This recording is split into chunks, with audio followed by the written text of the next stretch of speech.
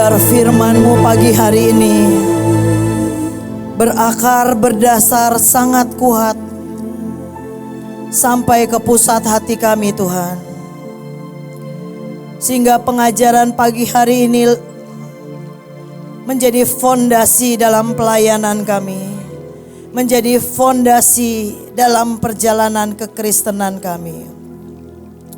Terima kasih Tuhan untuk pagi hari ini. Roh Kudus cengkeram tiap-tiap pribadi di ruangan ini.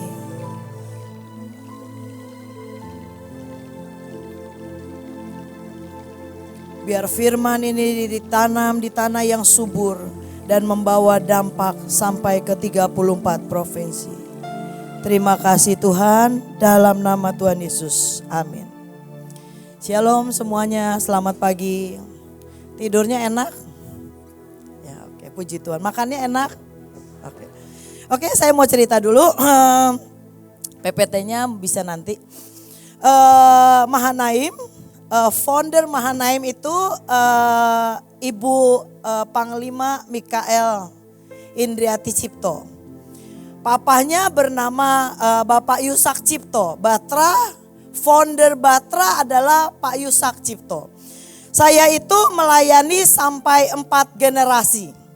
Jadi dari Pak Yusak, Ibu Iin, Joshua, dan sekarang hadir Miel, ya.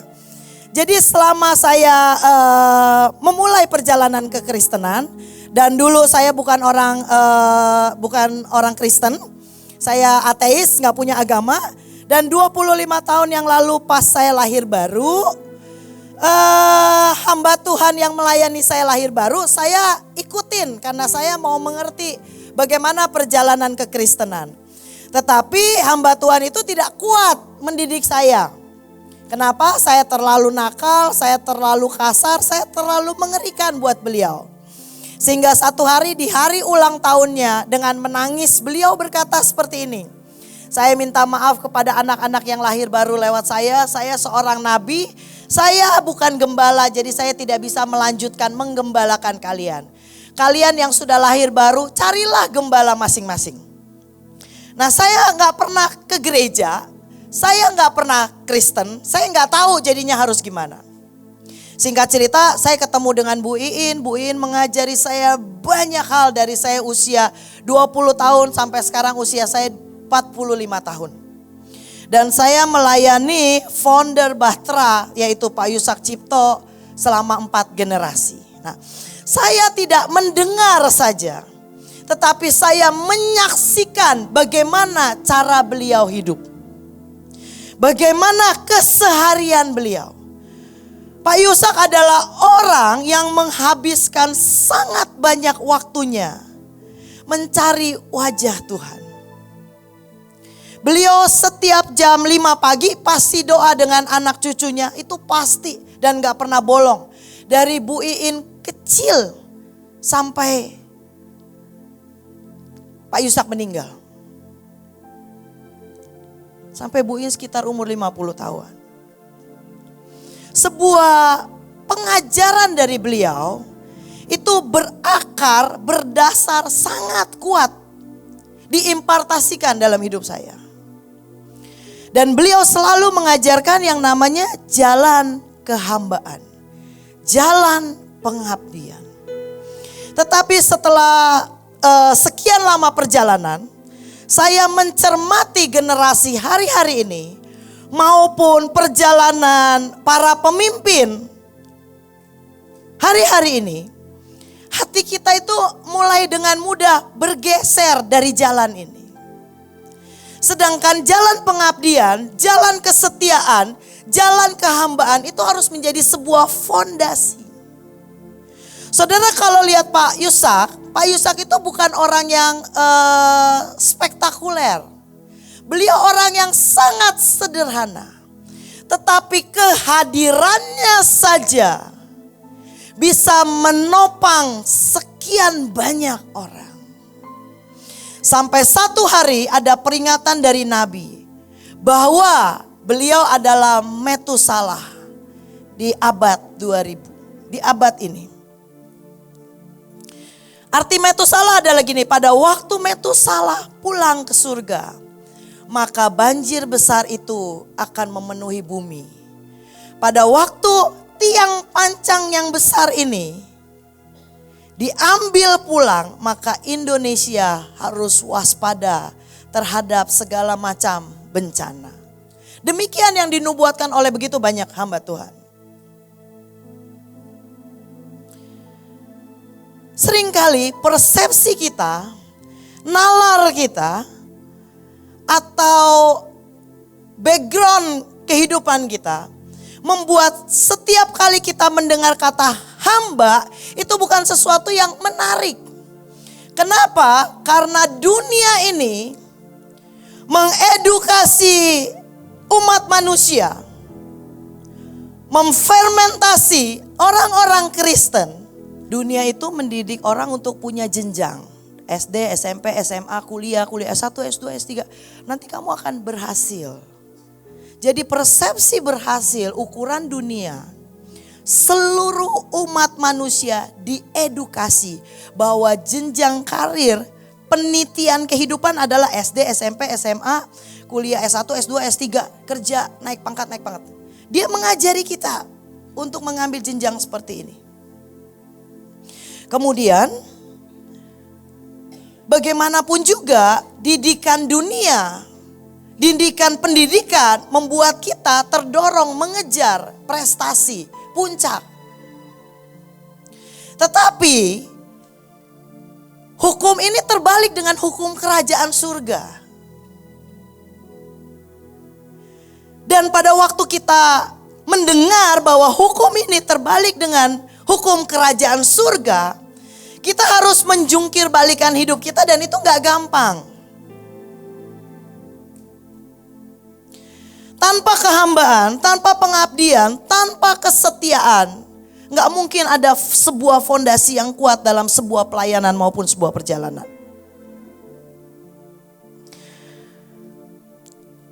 Boleh buka PPT-nya? Sebuah jalan yang menurut saya tidak banyak orang tertarik. Bagaimanapun juga kita lebih suka ada di atas, memerintah, punya banyak pasukan. Bagaimanapun juga kita senang ada di posisi berkuasa ya. Dan itu boleh nggak? Itu boleh. Itu akan di-rewardkan kepada kita kalau kita punya pengejaran hal ini. Jalan pengabdian, kesetiaan, dan kehambaan. Ini adalah sebuah jalan kemuliaan yang sudah dituntun oleh Tuhan sendiri.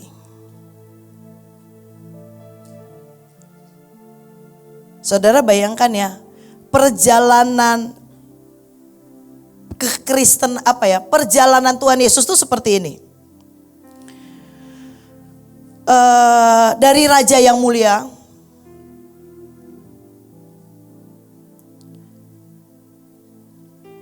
tiba-tiba Tuhan memutuskan mengambil rupa sebagai manusia untuk mengerjakan proyek penebusan.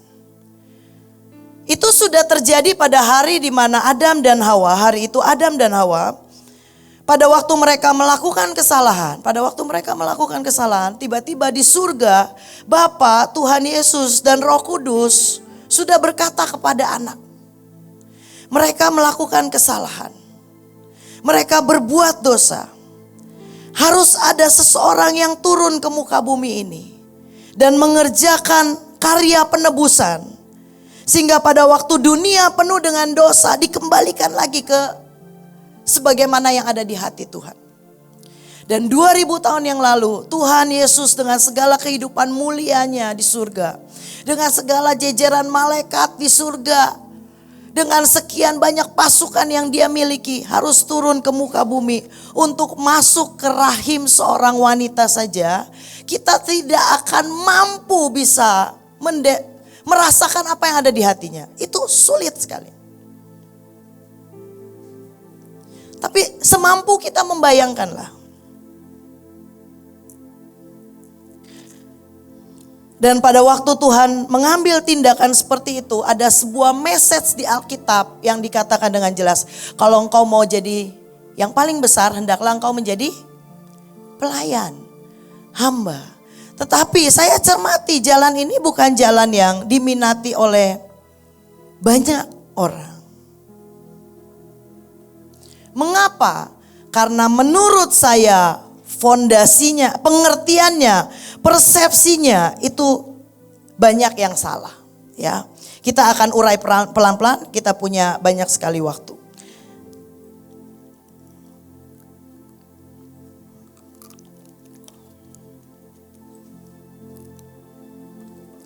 Saya minta kita tutup mata. Nyanyikan hatimu.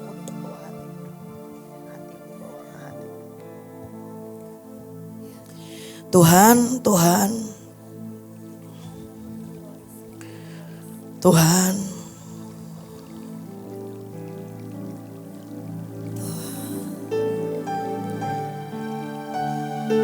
Tuhan,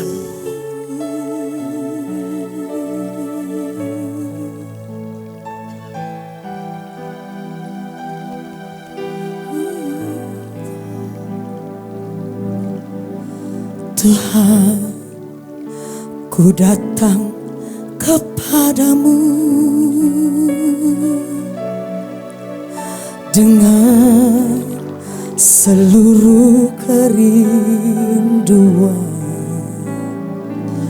Ku rindu di hatimu selalu,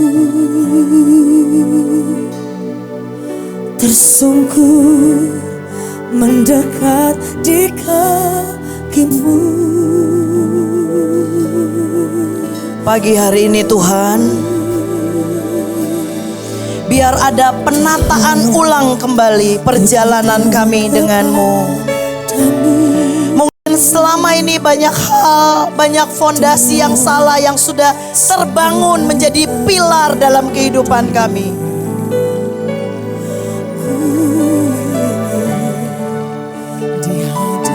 Kami diajar mengejar prestasi.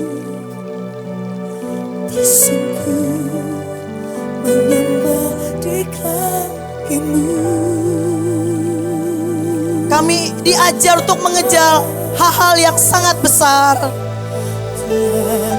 Sehingga pada waktu kami tidak memiliki hal-hal yang dikumandangkan oleh dunia. Kami berpikir kami begitu kecil dan bukan siapa-siapa. Tapi pagi hari ini Tuhan, pagi hari ini Tuhan, tolong tata ulang kembali hati kami. Sehingga ada sebuah pengejaran yang benar, yang membawa kami tidak hanya memiliki segala sesuatu, tetapi kami memiliki hati yang sedetak dengan hati raja. Seorang raja yang maha mulia, tetapi mengambil rupa sebagai seorang hamba. Hal yang sangat sulit dipahami oleh nalar kami, oleh akal budi kami. Tapi biar pagi hari ini Roh-Mu menerjemahkan segala sesuatu menjadi sangat jelas buat tiap-tiap kami Tuhan. Pagi hari ini kami hanya butuh hati-Mu ada di ruangan ini Tuhan. Kami mau belajar mengejar fondasi yang sesungguhnya. Kami mau mengejar fondasi kebenaran yang Kau ajarkan, yang hukumnya terbalik dengan yang diajarkan oleh dunia.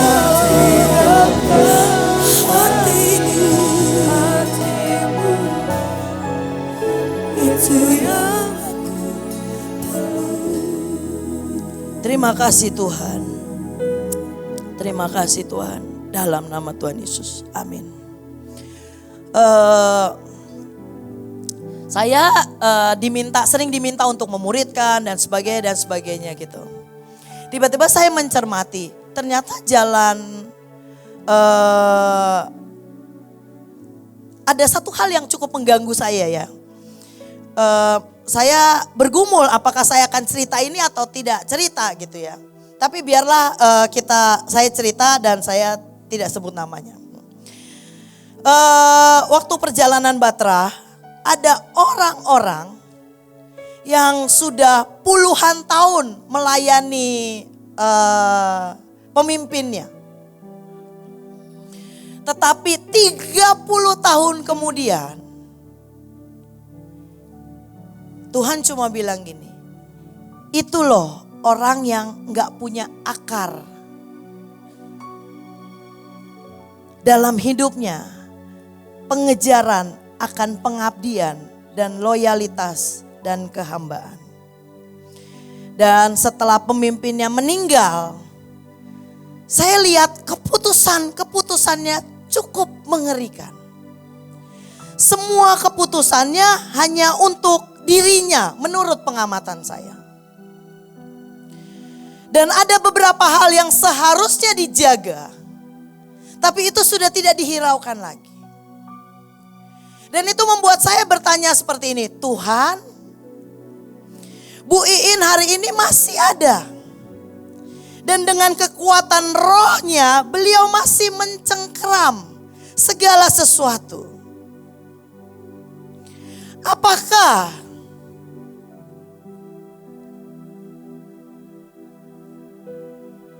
kalau saya di los, saya masih punya pengabdian, kesetiaan, dan kehambaan? Tiba-tiba saya menangis dan saya sadari ternyata saya nggak jamin bahwa saya nggak lakukan apa yang orang itu lakukan. Kalau saya dihadapkan pada keadaan yang sama. Itu membuat saya melihat kesimpulan saya satu, bahwa hati manusia sangat mengerikan. Semalam saya nangis di hadapan Tuhan. Saya bilang gini, Tuhan, saya mau ajarkan pengajaran pengabdian, kehambaan, segala teori yang saya sudah tahu. Tetapi saya tidak yakin pada waktu pengujian tiba, saya bisa didapati lulus di jalan ini. Ini bukan jalan yang mudah. Ini adalah jalan yang dikasih judul di Filipi 2 ayat 9. Incredible humbling process. Adalah sebuah proses perendahan dalam kehidupan ini. Untuk membentuk seseorang punya loyalitas yang sangat tinggi. Punya ukiran pengabdian di manusia rohnya, di jiwanya, di hatinya. Dan kehambaannya terlihat begitu rupa. Ini bukan perjalanan mudah dan murah.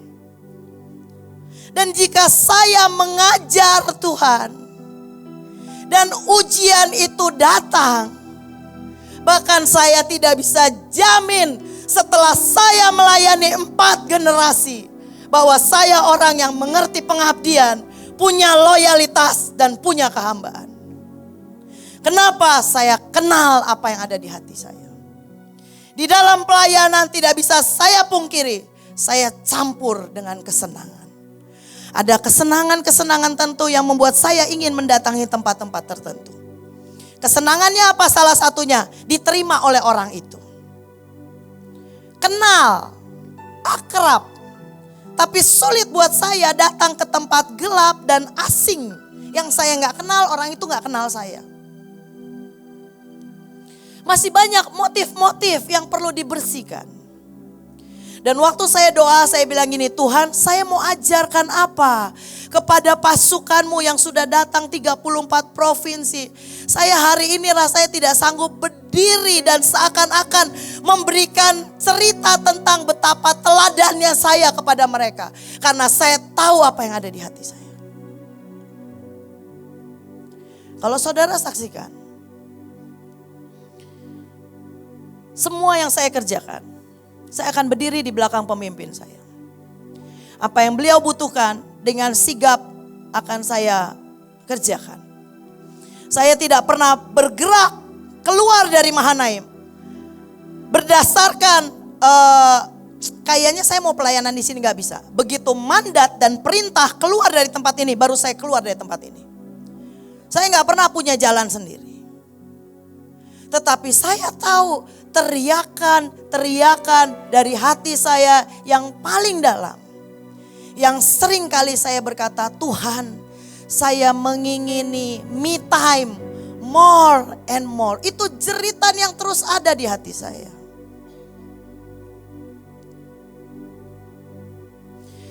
Dan dari jeritan itu saja saya sudah tahu bahwa ukiran jalan pengabdian, kesetiaan dan kehambaan belum matang dalam hidup saya. Saya bilang, Tuhan, saya mau khotbah apa kepada mereka? Tahu saudara, Tuhan tiba-tiba ngomong apa? Ceritakan kepada mereka seluruh hasratmu dan debar hatimu mengejar jalan cinta dan pengabdian. Jadi pagi hari ini yang saya bisa ceritakan adalah hasrat saya, gairah saya untuk ada di jalan ini. Walaupun kesempurnaan tentang pengabdian, tentang loyalitas, tentang kehambaan belum terukir sempurna di hati saya. Buat saudara yang menginginkan hal yang sama, selamat datang di ruangan ini ya.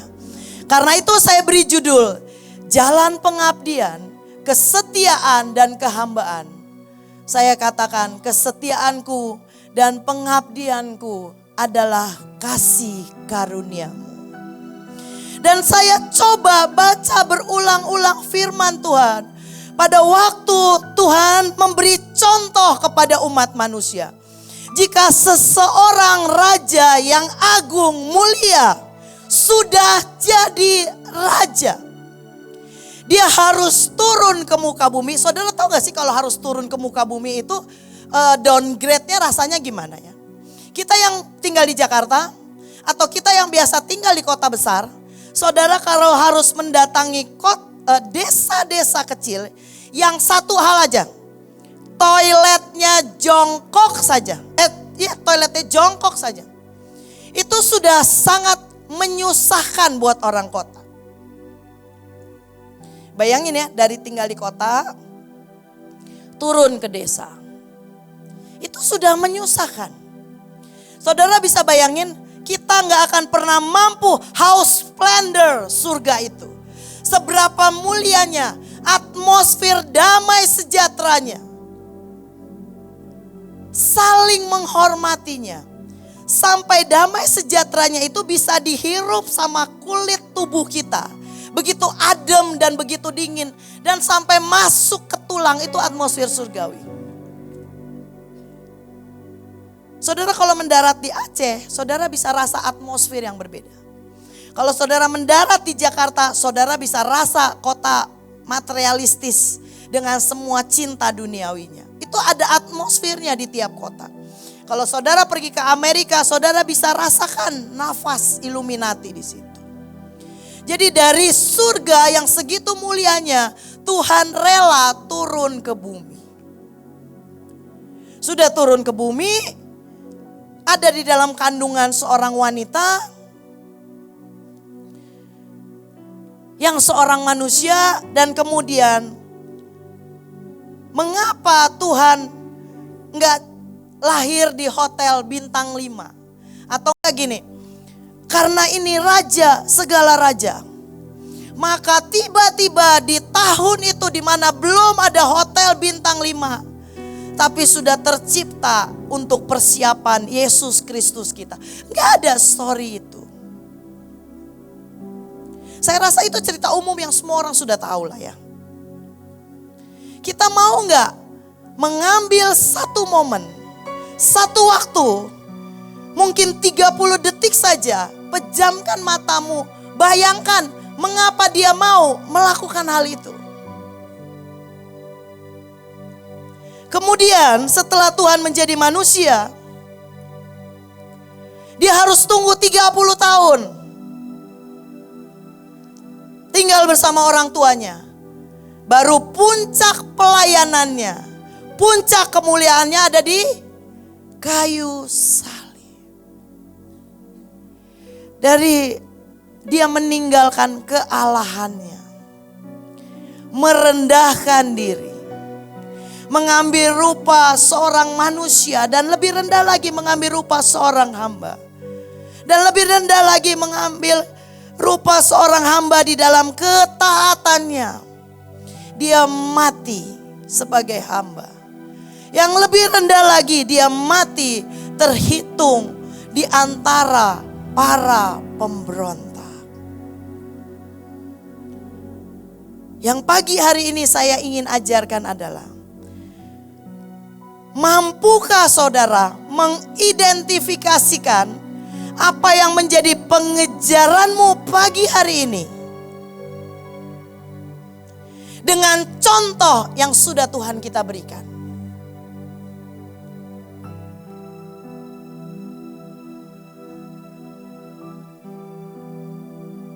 Tutup mata sebentar.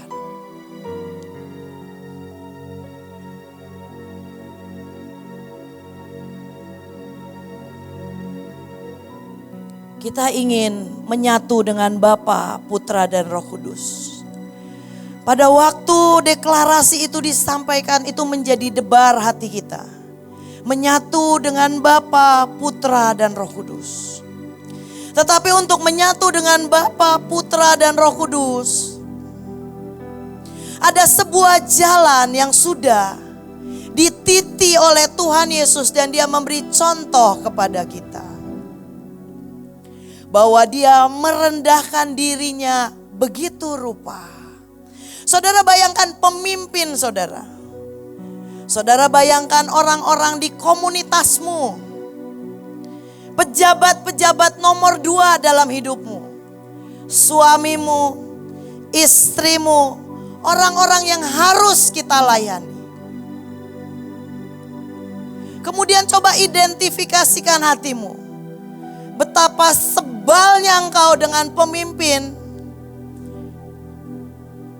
Orang-orang di atas kita.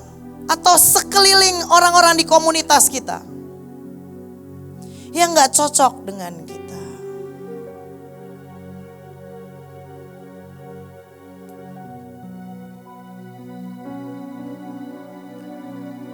Tuhan,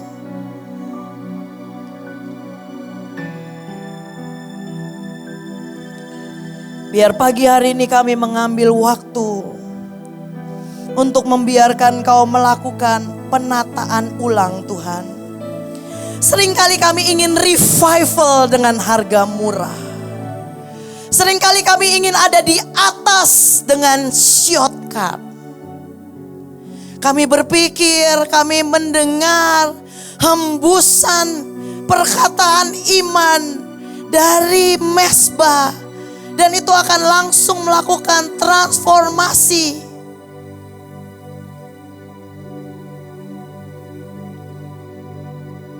Tapi pagi hari ini Tuhan, biar hembusan pengertian yang dihembuskan di sepanjang retret ini Tuhan, diawali dengan dasar pengejaran kami tentang pengabdian dan kehambaan. Ajari kami Tuhan untuk mengejar kesetiaan. Sehingga pada waktu ini menjadi desire hati kami. Karena bagaimana seseorang raja yang mulia mau mengambil rupa sebagai seorang hamba. Mengosongkan dirinya, menurunkan derajatnya. Dan memilih ada dalam bentuk yang lebih rendah.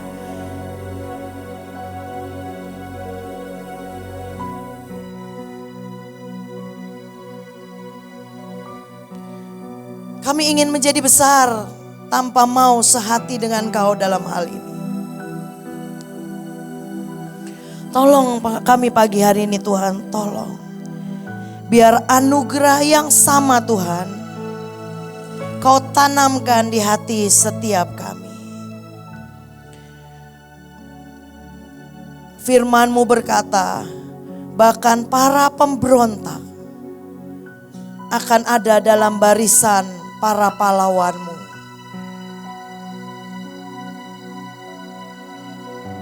Dan seberapa liarnya hati ini Tuhan,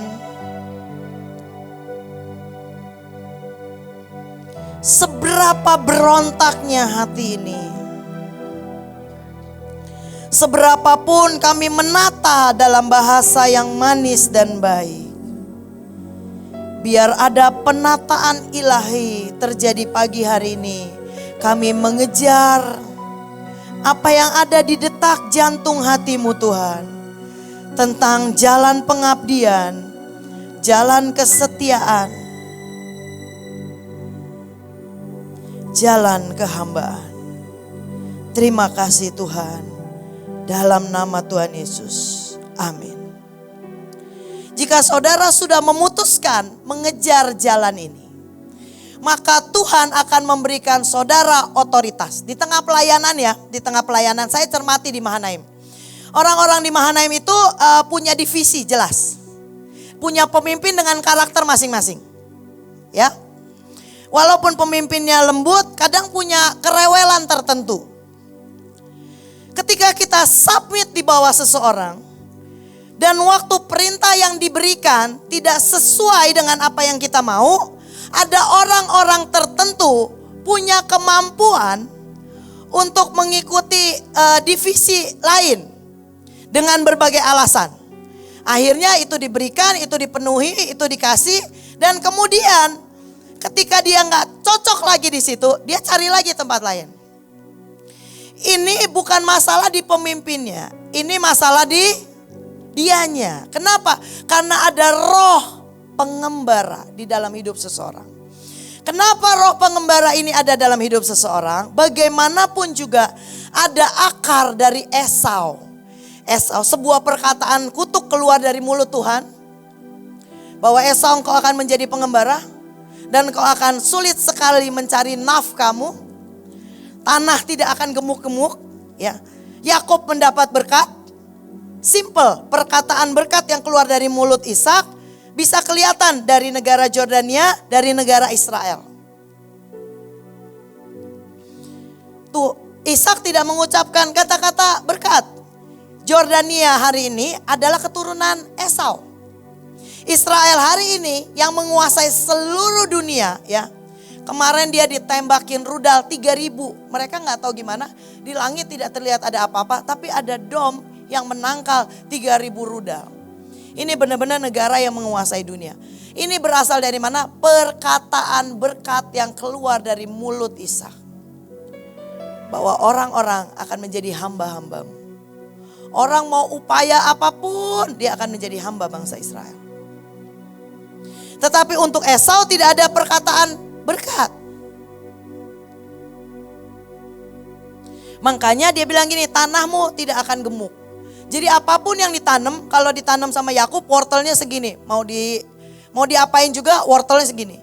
Tapi segala upaya yang dilakukan Esau, nanam wortel udah diteliti, keluarnya segini.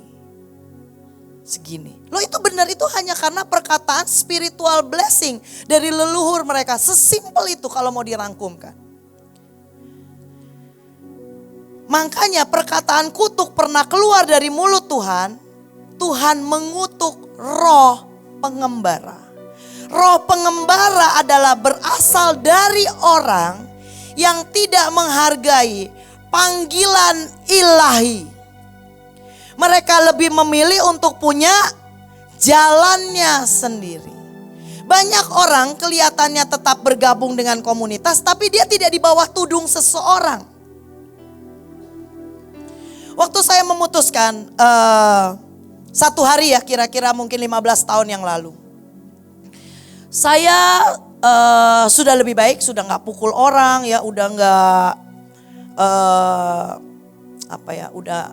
Dulu saya kalau marah kan lihat orang sebel gitu, saya bisa ambil aqua, saya lempar sampai hidungnya pecah, dan ya saya punya masalah dengan temperamen.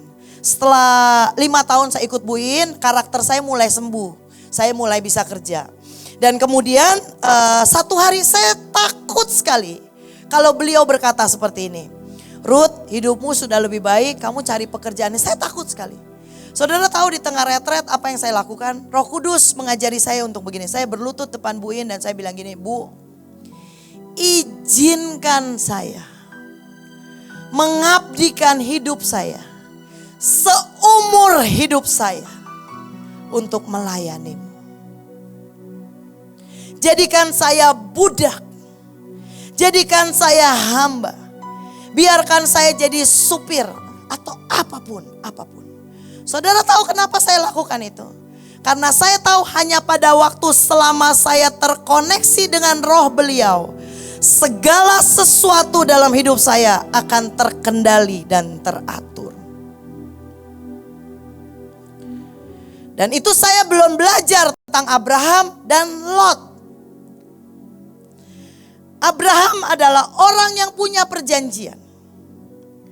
Lot ini ngikut. Dia gak ngerti kalau ini pokok pohon yang punya perjanjian dengan Tuhan. Oleh karenamu Abraham, semua orang akan diberkati. Karena Lot ini dekat sama Abraham, selama Abraham belum punya anak, dia nempel di Abraham seperti pohon. Jadi apapun yang ada pada Abraham mengalir otomatis ke Lot. Sampai satu titik, Lot dan Abraham sama kaya. Tetapi Lot gak tahu poin dari kehidupan yang dia punya hari ini. Yaitu dia harus tetap menempel, ada submission kepada Abraham. Dengan mudah dia memilih tempat dan berpisah. Saudara tahu hanya dalam sekejap apa yang terjadi dengan Lot? Dia kembali menjadi debu saja. Dari penguasa satu kota hanya dalam satu malam. Begitu orang keluar dari pokoknya, anggurnya, dia berubah jadi abu. Simple, hanya sesimpel itu. Jadi saudara tahu, kerajaan surga bukan partai ya. Saul melakukan kesalahan besar. Kenapa? Karena dia selalu bergerak berdasarkan pendapat orang banyak. Tuhan menetapkan. Dan itu ya dan amin, selesai. Sampai ada ayatnya seperti ini loh. Orang nanya gini ya. Kalau orang kerja dari jam 8 pagi sampai jam 5 sore 1 dinar. Ada yang kerja dari jam 12 sampai jam 5 pagi 1 dinar. Ada yang kerja dari jam 4 sampai jam 5 sore 1 dinar. Terus dia bilang gini, di mana letak keadilan Tuhan? Tahu gak Tuhan jawab apa? Harta gue, suka-suka gue mau gue pakai apa. Tuhan punya suka-sukanya, menurut saya punya. Punya ya, ini saya ceritain ya. Tuhan tahu dari bahan dasar apa Ruth ini. Papa saya pemabuk, mama saya gak sekolah, gen keluarga saya sehina apa saya tahu. Dan waktu saya punya kesempatan dekat dengan Bu Iin, waktu saya bilang gini, Bu, biarkan saya mengabdikan hidup saya. Karena saya tahu hanya jalur inilah, jalur yang ditempuh oleh Ruth yang di Alkitab. Jalur yang sama menjadi jalur yang saya tempuh juga. Pada waktu Ruth dengan Naomi bilang gini, udah gak ada advantage kamu ikut saya. Udahlah, saya gak punya anak laki, gak punya harta. Saya mau pulang ke Israel. Dia punya 2 menantu, Orpa mencium Naomi dan pamit. Tapi Ruth berkata seperti ini dalam terjemahan bahasa Inggris. Bahkan even death itself could not come between us. Dia bilang bahkan kematian pun tidak akan bisa memisahkan kau dengan aku. Apapun nasihat Naomi, seorang janda yang gak punya otoritas apa-apa, dia pulang ke Bethlehem dalam keadaan hina, miskin. Nasihatnya tetap didengarkan oleh Ruth tanpa pertimbangan, tanpa pertanyaan. Kenapa? Karena di hatinya punya pengabdian, punya cinta, punya kehambaan. Beda sama Orpa. Dan jalan yang sama yang ditempuh oleh Ruth, jalan yang sama yang saya pilih untuk saya tempuh waktu saya bertemu dengan pemimpin saya. Kenapa? Saya tahu keturunannya seperti apa. Saya tahu bahkan kakek Bu Iin adalah orang terkaya di Jepara. Mereka adalah keturunan-keturunan yang memelihara perjanjian kasih setia Tuhan dari turunan demi keturunan. Di Alkitab berkata, aku adalah Tuhan Allah yang punya perjanjian dari keturunan demi keturunan sampai 1000 keturunan. Saya tahu garis darah saya adalah pecundang. Saya tahu garis darah saya adalah garis orang miskin. Karena itu hanya ada satu jalur untuk memperbaiki kehidupan yang bisa saya tempuh, yaitu jalan pengabdian dan kehambaan. Itu dulu saya lakukan waktu Tuhan belum bawa saya seperti hari-hari ini.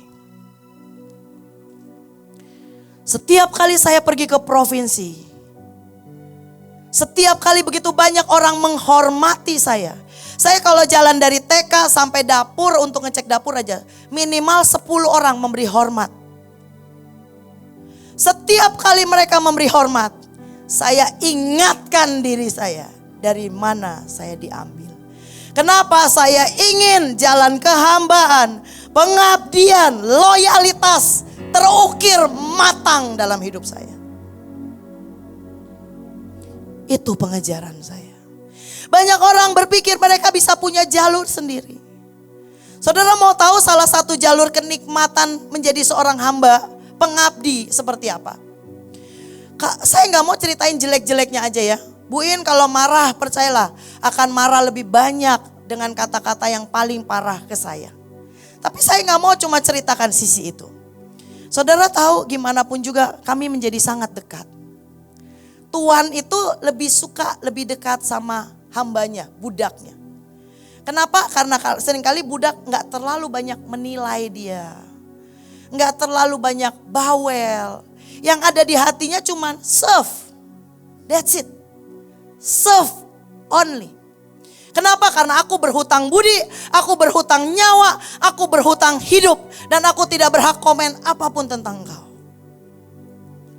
Apa yang menjadi lirikanmu, apa yang menjadi kerinduanmu, itu menjadi mandat dan pengejaran dalam hidupku. Sesuatu yang harus ku eksekusi dengan segera, cepat dan tepat. Dan menyenangkan hatimu, itu aja. Saya mau ceritakan ya. Saudara tahu kalau misalnya kita dibagi punya beban. Ibu Ruth harus memberi makan ya. Biayanya 300 juta. Kami dilatih untuk menjarah di roh. Seperti Tuhan Yesus mengajarkan, Bapa ini 5 roti dan 2 ikan, aku mengucap syukur. Dan dalam sekejap, tiba-tiba itu memberi makan begitu banyak orang. Pelatihan yang diberikan kepada saya adalah saya harus menyediakan dana sekian ratus. Biasanya bunyinya ratus, biasanya bunyinya 9 digit. Itu perjalanan iman ya. Saya ceritakan perjalanan iman yang sebelum hari ini ya. Dulu ya Bu In. KKR 65.000 orang di NTT. Janjinya 30.000 orang, 25.000 orang. Saya siapin makan di sana, janjinya 25 orang. Saya siapin makan 25.000 orang. Dan setelah kita KKR dari pagi sampai sore, saudara mau tahu yang datang berapa? 65.000 orang. Saudara belanja 100 porsi aja butuh waktu. Dan saudara tahu karena iman saya belum terlatih, saya sembunyi. Tahu apa yang dilakukan beliau? Makanan habis, bagaimana nih makanan? Semua cari saya lari, saya sembunyi. Dan begitu saya nengok, saya kira tempat saya aman. Teralah Ibu Panglima. Ngapain kamu di sini? Makanan ini gak cukup. Terus ngapain kamu? Ngumpet. Terus dia bilang gini, pergi ke sana, cedok makanannya, buat mujizat. Kalau gak terjadi, potong dan kasih umat makan. Oh my God. Saya gak bisa sembunyi, saya cedokin nasi ya. Centong itu kan sebesar gini ya. Tapi karena pakai akal lama-lama cuma ujungnya aja. Sampai yang temen yang packing gini, Ci jangan begitu dong, ini gak kemakan cuma 1 sendok. Oh iya maaf, akhirnya kami berdoa-berdoa gak tahu bagaimana, pokoknya 65.000 tercukupi. Dan kemudian ya, Masih sisa banyak. Ayam-ayam itu masih banyak ya. Jadi saya ngalami yang namanya pelatihan perjalanan iman. Itu seru banget. Yang saya sering ingat itu bukan mujizatnya. Yang saya sering ingat adalah waktu Bu In bilang gini, kalau gak cukup potong daging kasih makan mereka ya. Itu yang terukir ya. Makanya saya bilang ini pengukiran kehambaan belum sempurna dalam hidup saya. Karena yang harusnya saya ingat mujizatnya. Tapi tahukah saudara, perjalanan demi perjalanan, perjalanan demi perjalanan. Bagian saya harus menyediakan 9 digit setiap kali ngasih makan. Tapi beliau sering sekali nanya seperti ini. Ruth, ada uang enggak? Cukup Bu, cukup. Walaupun cukup, tetaplah 8 digit masuk dikit-dikit. Loh saya mau ceritakan, ketika saudara dekat dengan seseorang, dan yang lebih enak lagi adalah gini, ada orang tuh ketemu Bu In tuh suka takut ya. Jadi kalau Bu In dari jauh, orang ini mendekat, dia suka kabur. Saya bilang bodoh, saya itu nungguin Bu In pulang paling akhir, saya nemenin ibu dan saya selalu nemenin di mobil. Saudara tahu kalau beliau lagi korek-korek tas. Dan beliau amplopnya tipis, dikumpul-kumpulin jadi segini. Ini Ruth buat kamu saja. Itu sering ya. Jadi saya gak mau cuma cerita gak enaknya. Dan belum lagi ya saudara tahu kalau beliau dapat pewahyuan. Saya orang pertama yang akan dipanggil dan beliau akan menceritakan semuanya. Sehingga spiritual blessing dan kemudian earthly blessing itu mengalir terus dalam hidup saya. Jadi sesungguhnya ya. Kalau dibilang saya hamba-hamba yang baik, enggak juga. Kadang-kadang saya juga masih suka ngelawan. Kadang-kadang saya juga kalau udah capek, saya lihat Bu Iin butuh ini, butuh itu, tapi saya udah capek banget. Saya juga masih suka ngumpet. Ya, jangan bilang-bilang ya. Kehambaan saya belum sempurna. Tapi di tengah ngumpet seringkali air mata saya keluar dan berkata, Tuhan, loyalitasku pendek. Kehambaanku pendek. Kalau ku jejerkan apa yang ku dapat dari Tuhan dan beliau. Saudara tahu gak ada satu orang pun mau mungut saya 25 tahun yang lalu. Bu Iin pergi ke hamba Tuhan yang membawa saya lahir baru, bilang seperti ini dengan bangga. Nama saya dulu Apung. Apung udah mau merit loh, udah ada yang mau. Sedih banget ya. Bukan banyak yang mau, udah ada yang mau. Bu, ada kalimat yang membuat saya rasanya lebih murah lagi. Udah ada yang mau itu kan rasanya murah banget ya. Ada yang lebih jahat lagi nggak supaya saya kelihatan lebih murah dari itu? Kalau saya biasa begitu sama ibu. Tahu nggak hamba Tuhan tuh marah-marah? Katanya gini, karakternya saya nggak tahu ya, dengan sifat pembunuhnya anaknya mati di tangannya. Dan itu juga teriakan saya. Saudara tahu saya nggak berani hamil, saya nggak berani punya anak. Itu anak kalau nangis terus ya dan tiba-tiba saya emosi, saya cekik, saudara bayangin nggak? Terus saya nggak yakin loh. Saya ini dulu tidak bisa kendalikan. Handphone itu Pak Ferry sering dapat handphone dari saya. Dapat apa? Dapat kena lempar handphone. Bukan dikasih handphone. Itu sering banget pecah. Dan kemudian saya menyesal gitu ya. Dan setelah saya menyesal, saya bertobat ya biasanya Bu Iin beliin biasanya. Tapi dengan marah-marah ya, kalau saudara kuat aja dengar marahnya, tuker handphone baru ya boleh-boleh aja ya.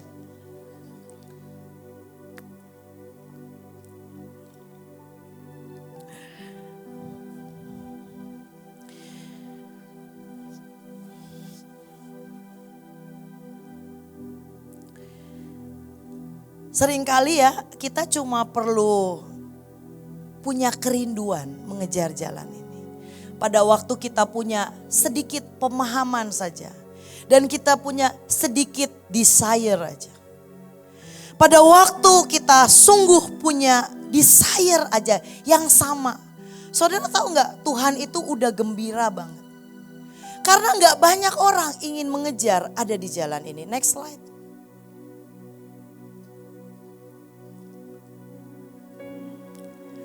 Makanya saya tulis, kehambaanku adalah pekerjaan tanganmu dalam hidupku untuk membuatku menyatu dengan Bapa, Putra, dan Roh Kudus. Kehambaan saya, loyalitas saya, pengabdian saya nggak sempurna, tapi ini menjadi desire pengejaran saya. Kenapa? Karena saya tahu hanya inilah jalan menyatu dengan Bapa, Putra, dan Roh Kudus. Ada sesuatu yang menurut saya bukan dramatis ya. Dramatis adalah kata yang cukup rendah. Tapi saudara coba bayangkan. Ketika Yesus menyelesaikan tugas agungnya di kayu salib, apa yang Yesus katakan kepada Bapa?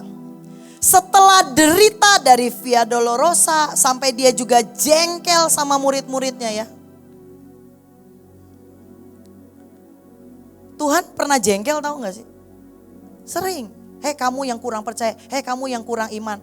Dibahasakan dengan bahasa Alkitab aja, Yesus orang Yahudi. Tetap punya sesuatu aura yang singa Yahudanya ya. Jadi setelah Yesus menyelesaikan seluruh tugas akbar, Tuhan rangkum dalam satu kalimat. Tuhan ngomong apa? Bapa, sudah selesai. Apa yang dilakukan Bapa saat itu? Apa yang terjadi? Itu momen-momen Bapa memalingkan wajahnya.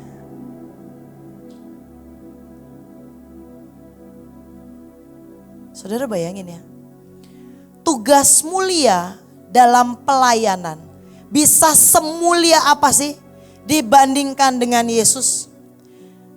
Apa yang kita kerjakan dibandingkan dengan kemuliaan yang Yesus kerjakan pada waktu Tuhan membuka jalan keselamatan lewat mengorbankan dirinya? Bisa berbanding berapa dengan kita waktu kasih makan orang miskin, doain orang sakit, atau nyanyi di gereja? Bisa berbanding berapa? 1 banding berapa? 1 juta, 1 banding 1 triliun lah katakan. Di tengah perbandingan yang sedemikian jauh, kemuliaan pekerjaan akbar yang sudah dilakukan oleh Yesus, Bapa memalingkan wajahnya.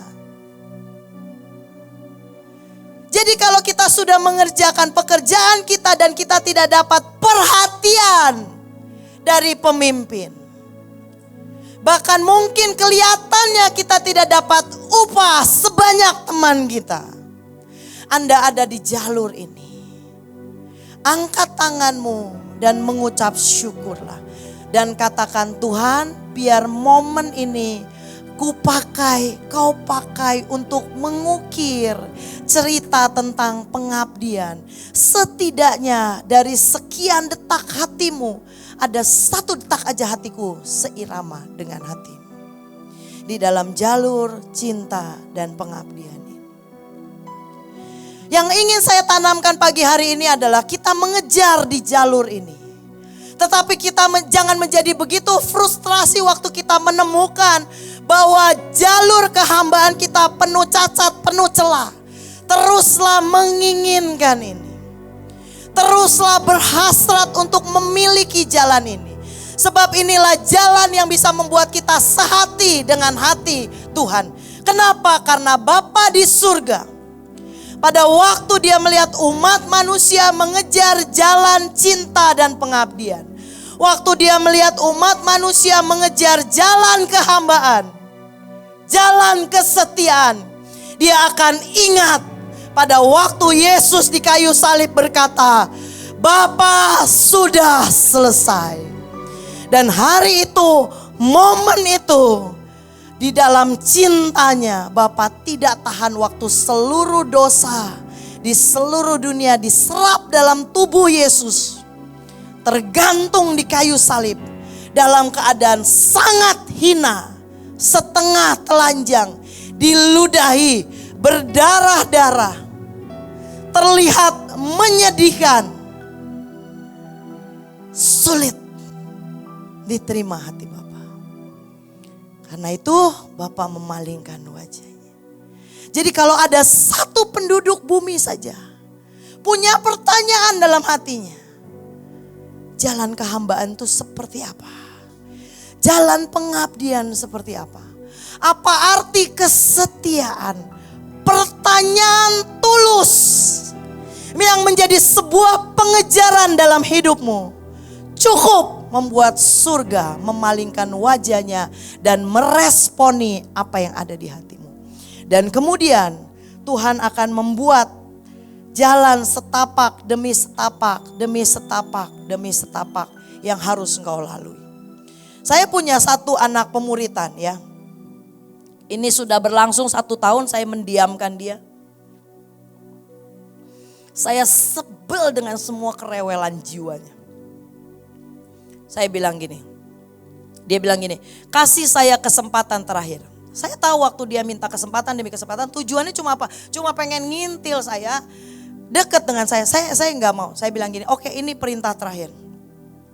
Saya tidak akan cari kamu, saya tidak akan hubungi kamu, saya akan menilik kamu sesaat itu pun tanpa kamu ketahui. Kamu beri dirimu mengabdi di seseorang yang saya tunjuk. Kenapa? Kamu harus percaya saya tidak membuang kamu. Saya akan mengamati, mencermati pertumbuhan rohmu. Karena saya tahu kepada siapa saya titipkan kamu. Saya tahu orang ini punya dedikasi yang tinggi terhadap Tuhan dan pelayanan. Jadi hambanya dan berlaku setia dalam hidupnya. Protect orang itu. Singkat cerita, tidak ada WA lagi, tidak ada message lagi. 1 tahun kemudian saya mencermati hidupnya. Saudara tahu, waktu dia nyembah bareng, kita mau KKR Bu Iin, cuman pakai gitar. Hadirat Tuhan turun. Kenapa? Karena saya tahu dia potong keliaran dalam hidupnya. Dia potong roh pemberontak dalam hidupnya. Roh kerewelannya dia potong. Dan dia memutuskan mengikuti satu mandat terakhir yang diberikan dalam hidupnya. Dan saudara tahu, di tengah semua tamu yang saya undang, kemarin di Mika Vote Cafe, saya menghormati tiap pribadi yang saya undang. Saya tahu ada Pak Alfa yang melayani orang-orang di jalanan, punya perjalanan hidup yang tidak mudah juga ya. Saya hormati mereka semua. Saudara tahu dia ada di mana? Dia pergi ke belakang dan mencuci tumpukan piring saya. Dan saya nggak bisa pungkiri, pemandangan itu sangat menyentuh hati saya. Saya bilang gini, Tuhan, 1 tahun. Bahkan untuk menjawab WA-nya saja kadang-kadang saya malas. Tapi hari itu dia memilih ke belakang. Melakukan sesuatu yang tidak mau orang lain lakukan. Kenapa? Karena itu tidak terlihat penting. Tapi bagaimana dia tahu itu penting buat saya? Mungkin dia juga gak ngerti, hanya nalurinya saja. Kenapa? Karena ternyata 1 tahun mengikuti 1 perintah saja. Draft, ya, belum ukiran sempurna. Baru draftnya saja tentang pengabdian, cinta, kesetiaan, kehambaan sudah terbentuk, terpola dalam hatinya. Dan tiba-tiba dia chat saya seperti ini, Ibu, saya dapat tawaran. Apa? Saya mau diangkat jadi asisten Ibu Gubernur. Gubernur apa gubernur? Pekerjaan yang di dalam tidak terlihat oleh siapapun. Tapi waktu dia memutuskan meniti jalan ini, promosi pengangkatan dari Tuhan. Dia gak pernah kejar prestasi.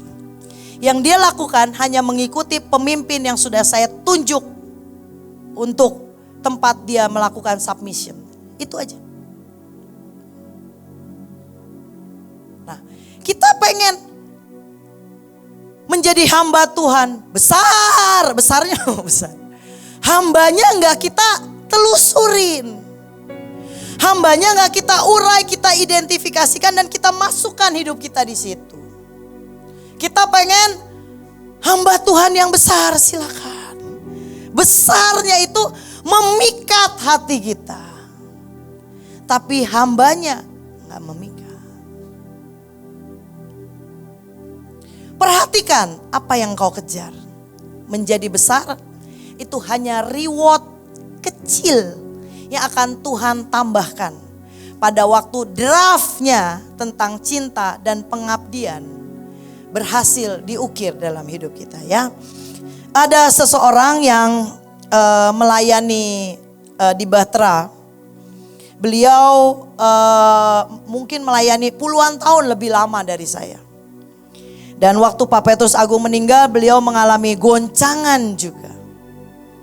Tapi saya melihat sepasang suami istri yang dengan sangat setia di tengah Pak Petrus Agung dengan segala kejayaannya hari itu yang luar biasa. Saudara tahu gak? Kejayaan Batra, kami itu pernah bawa retret di Israel 1.000 orang. Sampai orang-orang Israel bilang gini, gak pernah kami dikunjungi negara manapun dengan orang berziarah 1.000 orang dalam satu waktu sebanyak itu. Gak pernah. Instansi manapun gak pernah. Saudara bisa bayangkan hari itu kejayaannya seperti apa. Tetapi proses pemurnian terjadi, tidak bisa dihindari. Pak Petrus Agung pulang ke surga, menyelesaikan tugasnya, tinggallah hamba-hambanya. Dan saya lihat sepasang suami istri ini dengan setia melayani anak-anak Pak Petrus Agung. Tanpa pamrih sama sekali. Kenapa? Karena waktu Pak Petrus pulang, anak-anaknya juga belum dewasa cukup. Bagaimanapun juga mereka hidup dengan berkelimpahan. Semua dengan pembantu sekian set yang ngurusin urusan kepribadiannya. Waktu papanya pulang tetap bukan hal yang mudah buat beliau-beliau anaknya Pak Petrus Agung. Tapi ada suami istri yang saya saksikan dengan mata saya sampai hari ini masih terus merawat dan dengan setia melayani keluarga ini. Ya, apakah Ko Thomas udah ada di sini? Kalau belum boleh tolong dipanggil di green room ya. Biar beliau sharing sedikit, kasih kita kesaksian bagaimana perjalanan cinta dan pengabdiannya.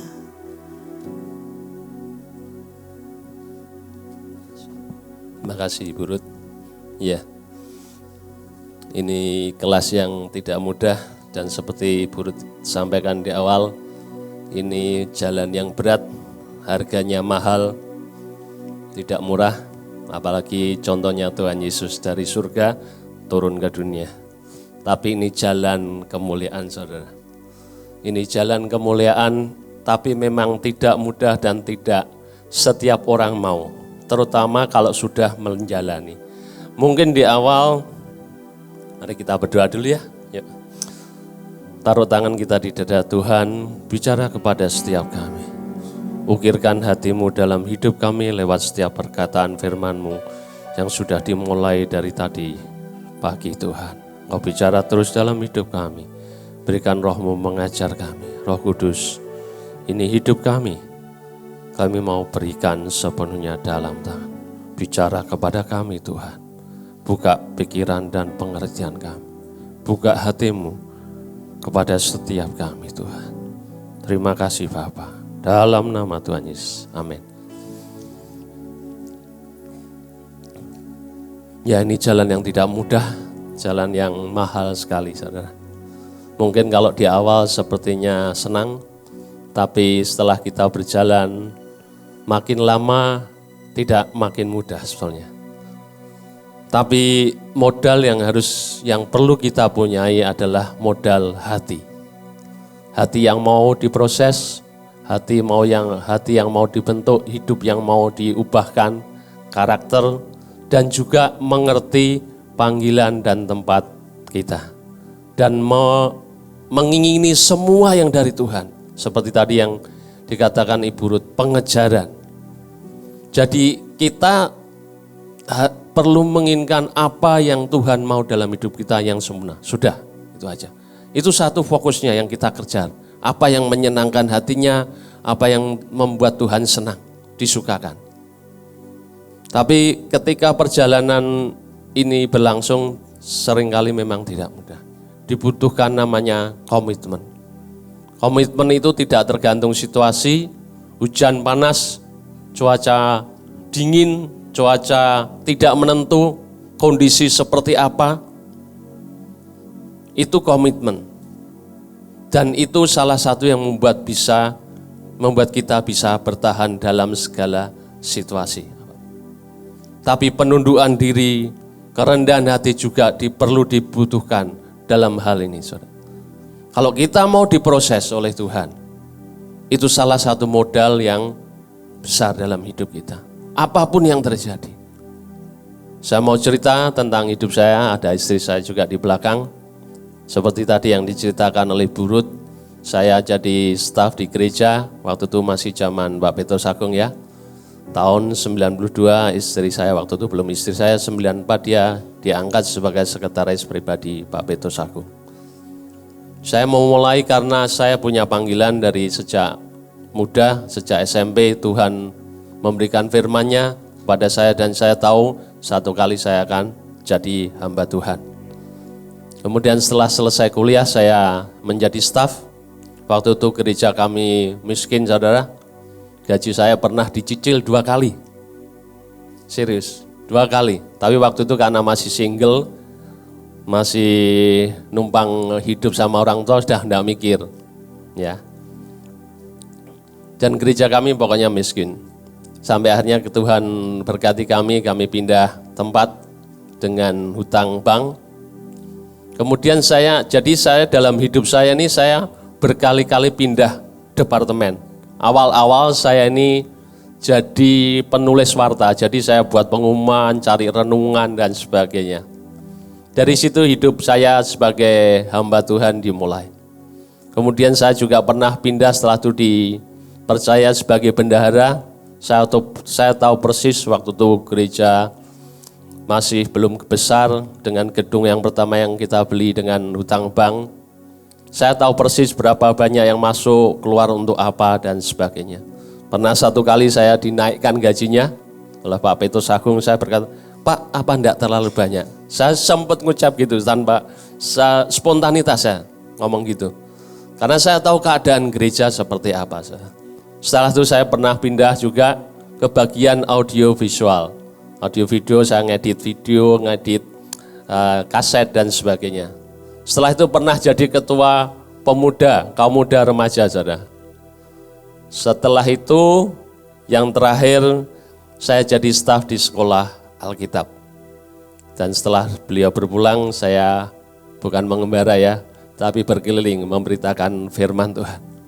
Tapi dalam perjalanan hidup melayani Tuhan, banyak hal, banyak suka dan duka yang saya alami.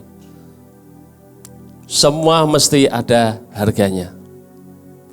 Dan ketika kita mau diproses oleh Tuhan, tentu ada upah yang kita dapatkan, saudara. Ada banyak hal yang kami alami lewat pelayanan, pembelajaran untuk kita bisa melayani Tuhan, mengabdi, dan setia. Kok bisa sampai ke situ? Kalau saya ditanya kuncinya apa? Saya hanya tahu itu anugerah Tuhan.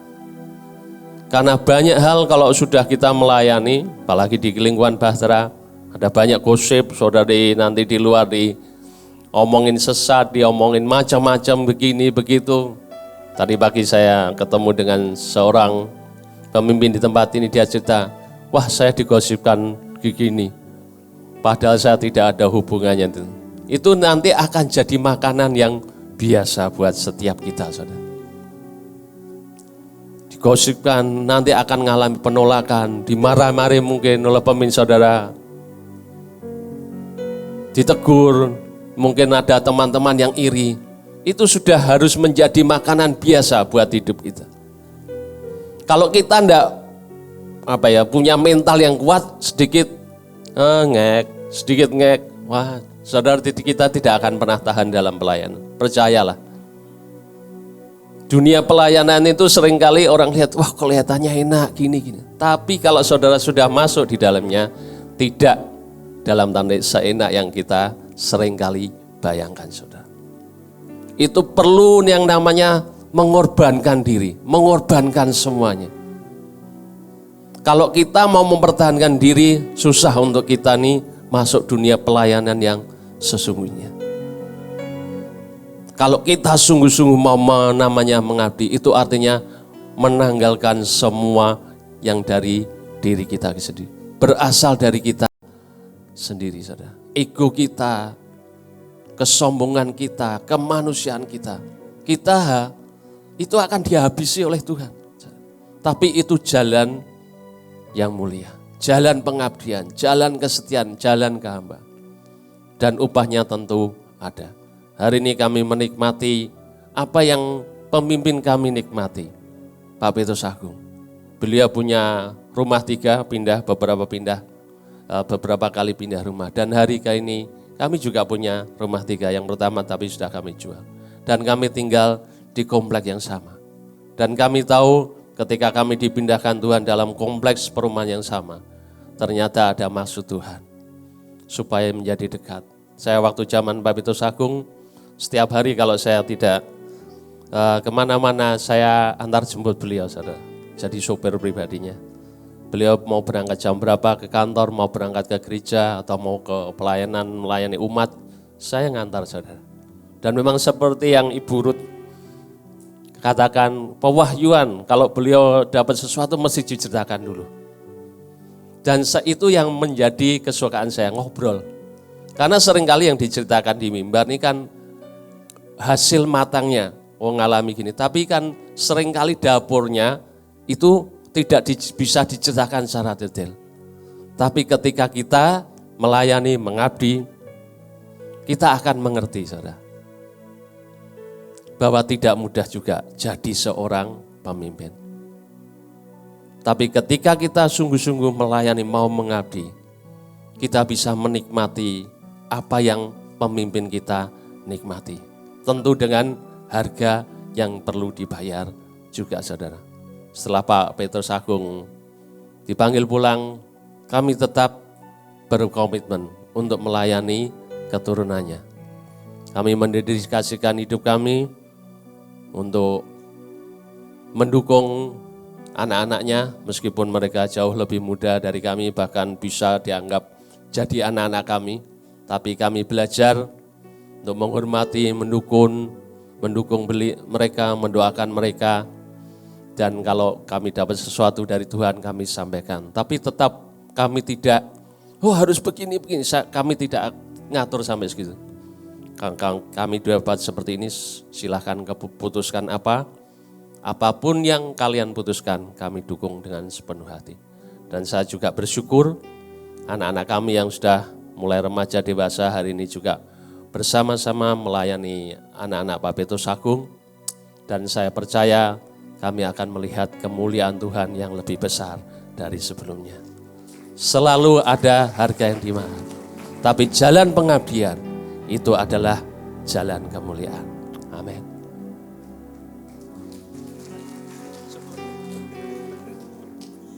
Terima kasih Ko Thomas. Melayani seorang raja itu punya banyak kenikmatannya. Tapi melayani anak-anak raja itu punya cerita dapurnya sendiri. Ada sebuah lagu ya yang diciptakan oleh istri Pak Thomas. Sebelum kita lanjut, saya mau kita tutup mata biar apa yang sudah disampaikan diukirkan dulu. Kita cerna dan biar ditata oleh Roh Kudus di hati kita. Lagu ini diciptakan oleh Ciripka, istri Pak Thomas, mungkin 10 tahun yang lalu. Di dalam lagu ini ada satu kata Hineni yang artinya here I am, ini aku Tuhan. Hari itu waktu lagu itu diciptakan,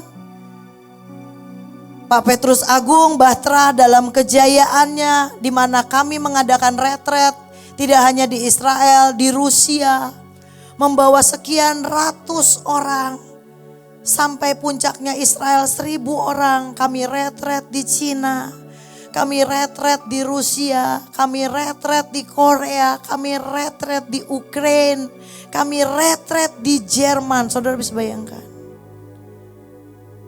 Hari itu lagu ini diciptakan. Beriku hati seorang hamba yang berkata, Hineni, here I am, ini aku. Tetapi tiba satu hari waktu Pak Agung harus pulang. Ciripka dan Ko Thomas lah yang bertahan sampai hari ini di jalan ini. Saya minta tolong Ciripka, boleh mohon bantu karena ini lagu yang Tuhan sudah ukir di JKI.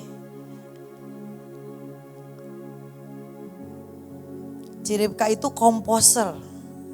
Beliau itu bukan siapa-siapa ya. Beliau ini someone, pemain keyboard. Dan beliau juga ada waktu saya diusir sama hamba Tuhan yang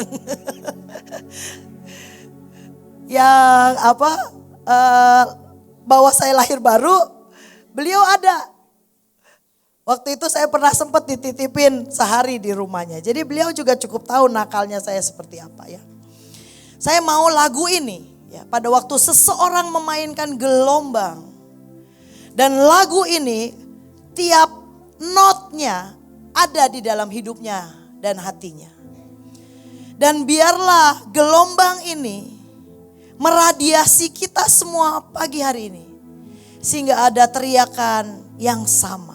Dan saudara gak usah khawatir dengan incredible humbling prosesnya.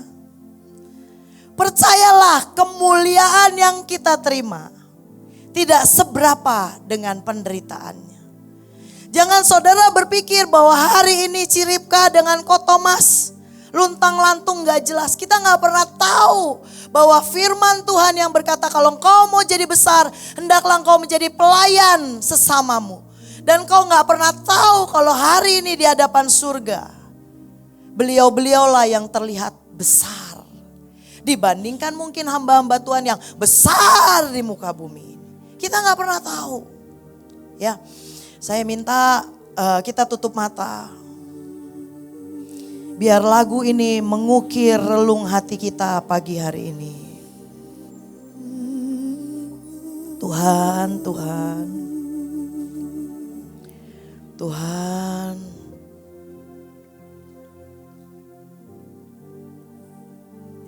Beriku hati Berurusan tiap-tiap pribadi dengan Tuhan seorang hamba bukan jalan yang mudah, yang mau menjadi tapi ini jalan debar hati Tuhan, di mana untuk keselamatan seluruh umat manusia tak terjadi. Karpet merah ada seorang pribadi tergantung di kayu salib, menyambut kedatanganmu.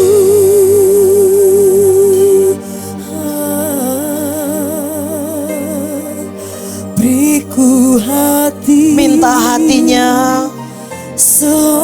Tidak perlu takut dengan semua prosesnya. Ujungnya apapun yang kita kerjakan, Dialah yang melakukannya untuk kita. Kita hanya perlu setuju. Kita hanya perlu punya hasrat mengejar jalan ini.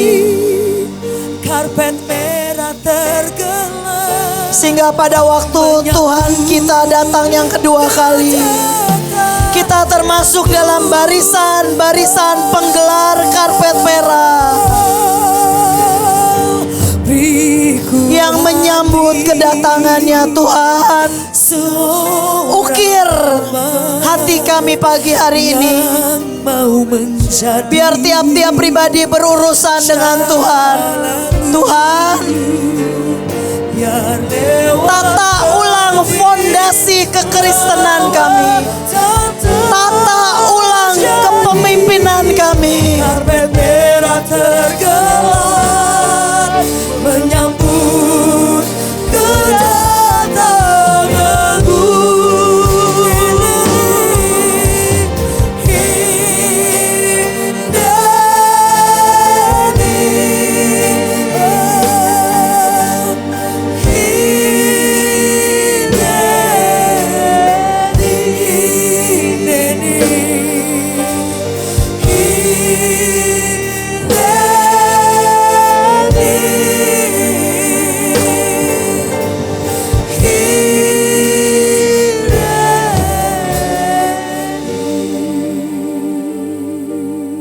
Biar setiap nada, Biar setiap nada Tuhan, yang ku naikkan menjadi dupa yang harum di hadapanmu Tuhan.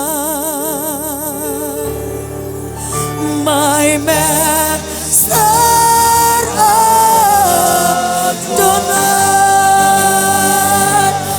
Hineni ini kami Tuhan. Ini aku Tuhan.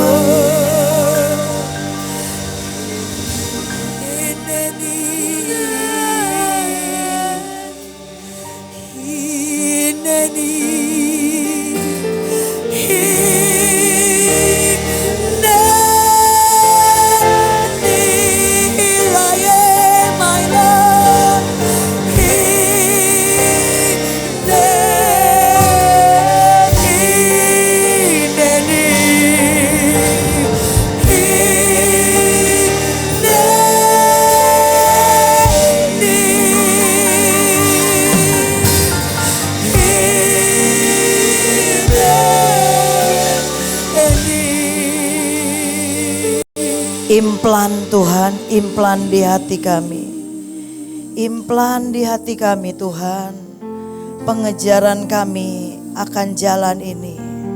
Sebab hanya jalan ini akan membuat kami sedetak dengan hati Raja. Hal yang akan terlalu sulit dipahami oleh orang-orang dunia. Hal yang sangat mudah dipahami oleh orang-orang kerajaan surga. Terima kasih Tuhan, dalam nama Tuhan Yesus, amin. Saudara, satu hari Bahtera itu kan ada 6 hamba Tuhan, 7 hamba Tuhan ya. Ada Pak Samuel dengan warnanya, ada Bu Nani dengan kemempelayannya, ada Pak Hadi dengan kekuatan penuaiannya ya. Satu hari tiba-tiba Tuhan bilang seperti ini. Setiap tim harus membuat pujian, penyembahan, tarian, lagu baru. Nyanyikan nyanyian baru. Kreasikan, all out, apapun keluarkan. Saudara tahu tarian JKI, wow luar biasa. Berbau kerajaan luar biasa. Mahanaim dengan barisan tentara Allah yang hidup yang saat itu semua keren banget keluarnya. Dan tibalah giliran mempelai dengan kelihatan banget romantis intinya. Dan tibalah bagian Pak Yusak. Saudara tahu beliau bawa apa? Beliau enggak saudara pernah tahu ya tarian Mahanaim ya, rame dengan semua bannernya satu persatu dirancang begitu rupa. Saudara tahu beliau keluar dengan apa? Beliau keluar cuma dengan satu harmonika kecil. Beliau pegang mic, bilang gini, Tuhan, aku cuma mampu baca Alkitab. Hanya itu yang mampu kulakukan dengan setia dalam hidup ini untukmu. membaca Alkitab. Saudara tahu, saya itu momen giliran Pak Yusak bicara, saya ingin ke toilet. Dan di tengah saya jalan ke toilet, Pak Yusak bicara seperti itu, simple. Tidak ada kalimat bahasa Inggris, bahasa Ibrani yang dalam, sebuah kemurnian dalam rohnya. Dia sajikan di hadapan Tuhan.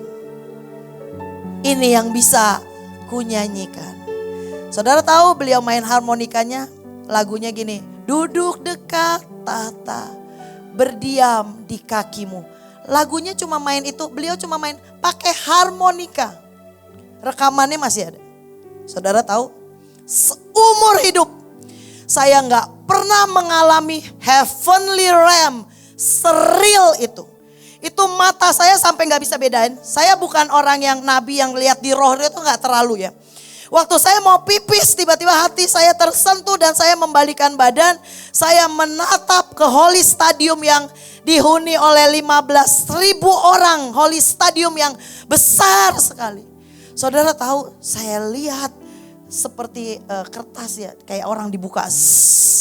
Tiba-tiba yang saya lihat alam bumi sama alam roh berbeda. Dan saya lihat seluruh malaikat memberi hormat kepada beliau. Dan pemandangan itu bagaimanapun juga, saya ikut melayani di keluarga ini. Dan ketika saya tercangkok dalam keluarga ini, waktu mata roh saya dibukakan, penglihatan itu mengukir saya sampai sudah lewat 15 tahun, itu masih terlihat sangat real. Sebuah kemurnian, tidak ada penambahan karisma, tidak ada penambahan daya tarik apapun ketika seseorang bicara. Saudara tahu kadang-kadang orang harus begitu berkarisma, harus begitu menarik untuk get people attention. Sehingga mereka mendengar firman yang disampaikan. Tetapi Pak Yusak cuma mengeluarkan 2 kalimat yang begitu murni di hadapan Tuhan. Dan mata saya menyaksikan bagaimana surga melakukan penghormatan terhadap orang yang terukir sempurna, cerita tentang jalan kehambaan, pengabdian dan kesetiaannya kepada Tuhan. Itulah founder Batra Pak Yusak. Dan hari ini saya saksikan di keturunan-keturunannya. Saudara mungkin gak pernah bayangin. Miel itu dari umur 1 bulan itu sudah bisa berespon tidak seperti orang pada umumnya. Jadi saudara tahu, saya pernah, dia itu mungkin 2 bulan ya. Saya baru pulang dari luar kota, saya belum kebas-kebas dan saya masih letih dengan kondisi di satu tempat. Dia nggak mau saya gendong 2 bulan, mengeluarkan bahasa tubuh dan dia natap saya seperti ini. Kotor amat sih lu, belum kebas-kebas sih. 2 bulan. Dan yang lihat itu bukan cuma saya, 5-10 orang yang bersama dengan saya. Anak ini sangat bisa membaca. Apapun. Saudara bayangin ya, dia 1,5 tahun. Nyuapin makan tuh kan gak mudah ya, anak kecil suka lari-lari. Saya lihat dia, saya kira-kira lah, dia ini suka makannya variasi kayak omanya ya. Jadi saya siapkan dalam bentuk mininya seperti style oma ya. Saudara tahu dia itu suka makannya. Di tengah dia disuapin yang lain dia gak mau bergumul. Setelah saya suapin dia beberapa suap suka. Saudara tahu dia ngapain? Dia nyamperin saya, dia tepuk-tepuk begini. Artinya gini, pinter lu ngasih makan gua pas. Bayangin 1,5 tahun loh. Dia sudah tahu bagaimana memperlakukan saya jadi hambanya. Kenapa dia tahu saya punya perjanjian sama omanya ya. Jadi ya yang di roh itu gak bisa dibohongin, gak bisa dipungkir ya. Mungkin hari ini Ciripka dengan Ko Thomas bukan terlihat sebagai penguasa di tempat kita pelayanan. Tapi kita gak pernah tahu kalau dia besar di hadapan Tuhan. Dan satu hari nanti kita ke surga, kita harus memberi hormat pada beliau. Seperti yang saya saksikan. Oke ya. Ini bukan bercanda, ini serius ya. Oke, kita belajar dari seorang nabi yang luar biasa sebelum nanti Stanley akan sharing dikit tentang ketaatan. Karena tidak mungkin kita mengabdi, nggak mungkin kita pengen di jalur mengerti, punya fondasi kehambaan dalam hidup ini. dan kita nggak punya penundukan diri, itu nggak mungkin, nggak cocok, nggak match ya. Kita belajar dari seseorang yang bernama Elisa. Jadi gini, Elia melahirkan Elisa, ya. Elisa melahirkan Gehasi, ya. Jadi waktu Elia ketemu dengan Elisa, nggak banyak ngomong. Apa yang dia lakukan? Dia cuma lempar jubah. Dan waktu dia lempar jubah, Elisa sangat mengerti. Makanya kita tidak bisa treat jubah seperti baju biasa. Karena di situ ada kuasa, ada otoritas, ada perjalanan orang itu dengan Tuhan.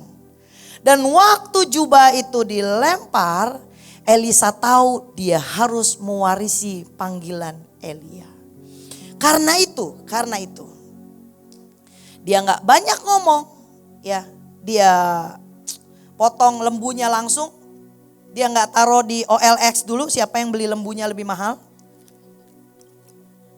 Sekejap dia langsung lakukan. Dan ini yang ditulis. Setelah Elia pergi dari sana, ia bertemu dengan Elisa. Saya rangkum ya. Ketika Elia lalu dari dekatnya, ia melempar jubahnya kepadanya. Sesudah itu bersiaplah ia. Lalu mengikuti Elia dan menjadi apa? Pelayanannya. Saudara tahu Elisa itu melakukan mujizat lebih daripada Elia. Ya, bahkan dia udah mati.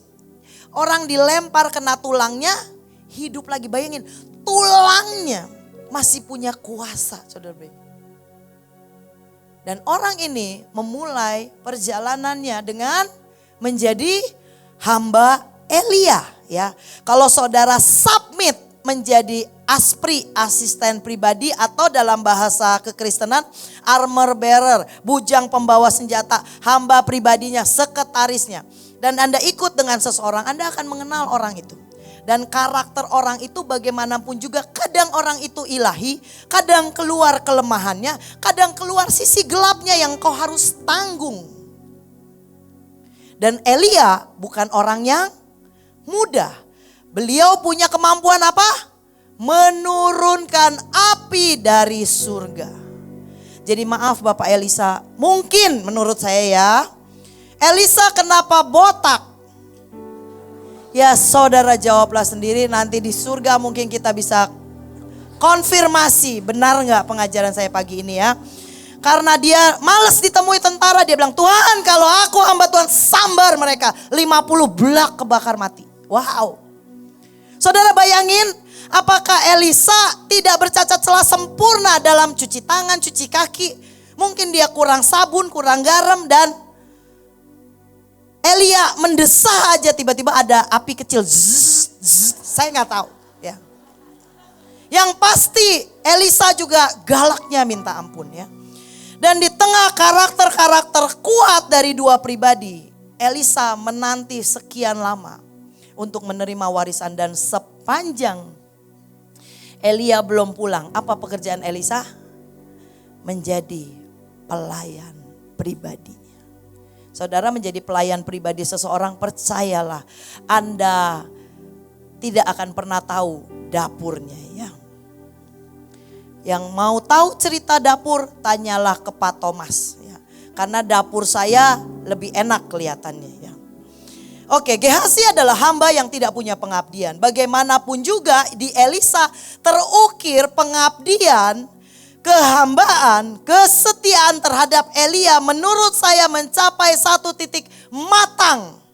Makanya bahkan Elia nggak tahu waktu dia bilang gini, apa yang kamu mau sih Elisa? Sana. Saya lagi pengen sendiri sama Tuhan saya. Dia bertekad ikut dengan Elia. Dia bertekad ikut. Apa yang kamu mau sih? Saya mau double porsi rohmu. Double perjalananmu dengan Tuhan. Double keintimanmu dengan Tuhan. Karena sepanjang saya mengikut engkau, ada pertanyaan-pertanyaan, ada kedalaman-kedalaman, ada keajaiban-keajaiban yang saya perlu tahu lebih lagi daripada apa yang sudah saya saksikan. Saudara tahu 2 kali dia sangat ingin itu. Saya jalan sama Bu Iin ya, jujur ya, sumur kedalaman hatinya saja belum pernah bisa habis saya gali. Untuk pemahaman satu hal saja ya, beliau dalamnya luar biasa. Yang ada di hadapan saya aja belum mampu saya cerna begitu rupa. 50% aja enggak ada. 25% aja saya nggak tahu ada nggak. Menurut saya 10% udah bagus banget dari apa yang beliau punya, saya punya. Tapi Elisa bisa melihat ada yang lebih dalam. Ada yang lebih ajaib. Ada yang lebih intim. Dan dia minta 2 kali lipat. Dan waktu dia minta double porsi rohmu. Bukan pengurapan. Bukan pekerjaan rohani. Dia minta double rohmu, artinya double dari seluruh keseluruhan yang engkau punya.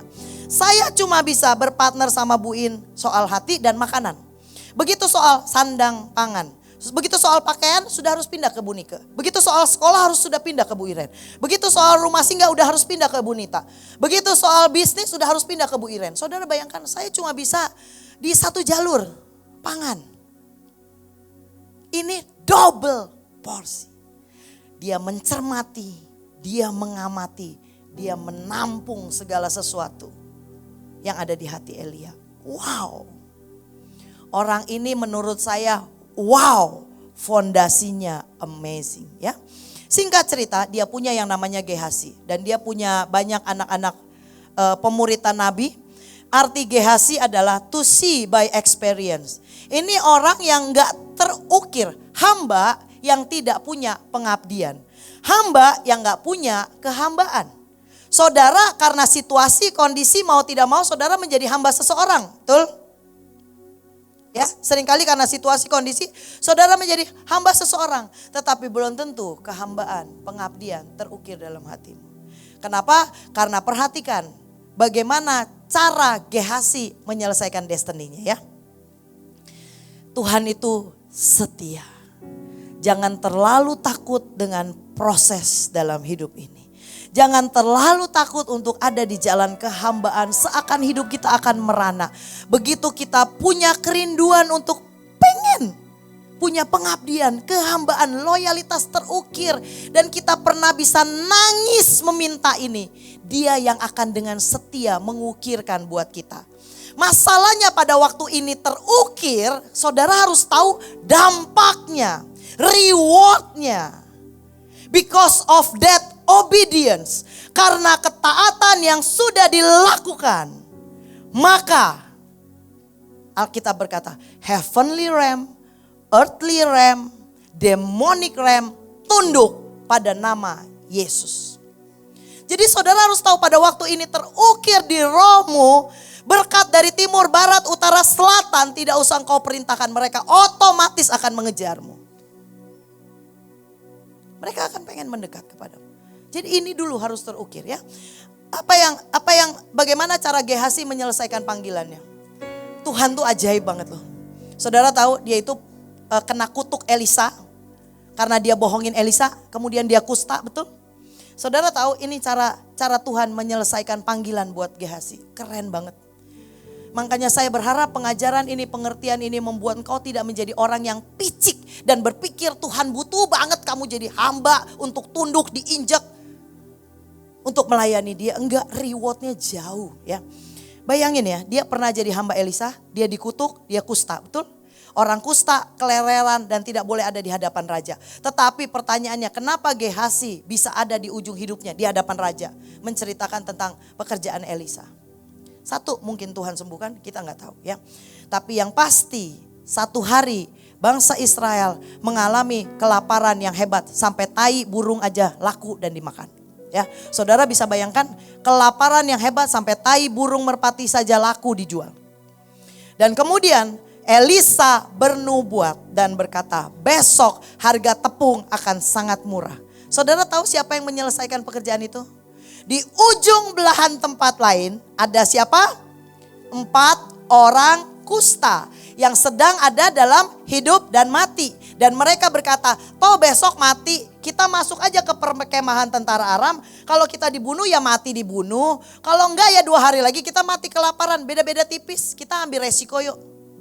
Mereka melangkah mungkin dengan langkah iman kecil, langkah pengharapan kecil yang gak ada signifikannya. Mereka melangkah, tapi Gehasi ada sejarah mendeteksi bahwa itulah Gehasi, ya. Tapi waktu mereka melangkah, mereka tidak pernah tahu bahwa kasih setia Tuhan tetap bekerja dalam hidup seseorang sedemikian ajaib. Jadi Elisa di bangsa Israel bernubuat, besok harga tepung akan sangat murah. Hari itu tai burung masih dimakan di Israel. Dan kemudian di belahan tempat lain Gehasi sedang bertempur dengan hidup dan mati. Tiba-tiba dia masuk ke perkemahan tentara Aram. Tuhan membuat deru suara kuda perang begitu hebat. Sampai tentara Aram kabur gak jelas. Dan datanglah 4 orang kusta ini cuman tinggal menjarah.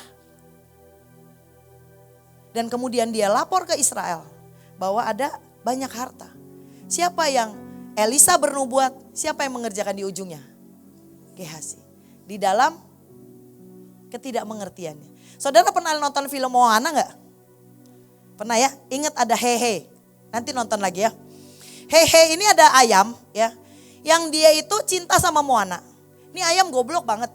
Suka makan misalnya ditaruh beras, ditaruh batu. Karena batunya lebih besar dia tuk batu aja. Harus sama makan aja sama Moana harus digeser ke berasnya ya.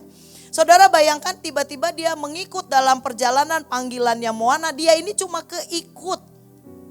Begitu ngelihat samudera raya besar dia pingsan. Ujungnya dia jadi hero. Saya waktu lihat film itu saya ketawa loh. Tuhan, ujungnya Yesaya mengatakan apapun yang kukerjakan, Engkaulah yang melakukannya bagiku. Bagian kita pagi hari ini tidak terlalu usah picik. Dengan derita dalam kehambaan karena harus melakukan penundukan diri.